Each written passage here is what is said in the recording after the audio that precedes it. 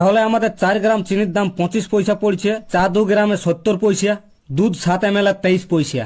জলের আমাদের তো পয়সা লাগে নাই, জলটা ফ্রি। তাহলে আমাদের চা, চিনি আর দুধের খরচ 1 টাকা 18 পয়সা।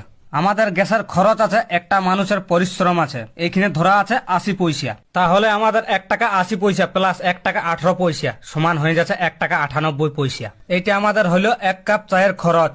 তাহলে আমাদের 1 কাপ চায়ের দাম 5 টাকা ইন্টু একদিনে 800 জন চা খাবে, তাহলে আমাদের টোটাল হয়ে যায় 4000 টাকা একদিনে। তাহলে আমাদের খরচ 1 টাকা 98 পয়সা প্রত্যেক কাপে ইন্টু 800 জন যদি চা খায়, তাহলে আমাদের মোট খরচ হচ্ছে 1584 টাকা। তাহলে 1584 টাকার যদি 4000 টাকা মাইনাস দিয়ে দেওয়া হয়, তাহলে আমাদের বাঁচে 2416 টাকা। সব খরচা বাদ দিয়ে আমাদের 2416 টাকা একদিনের রোজগার। 2416 ইন্টু 30 দিনে আমাদের হয়ে যাচ্ছে 72,480 টাকা। এটা আমাদের 1 মাসের রোজগার। মুকেশ আম্বানির মতন হতে গেলে কোনো ব্যাপার নাই, 10টা চা দোকান খুলে দিলেই বাস যথেষ্ট, আর কিছু করতে হবে নাই।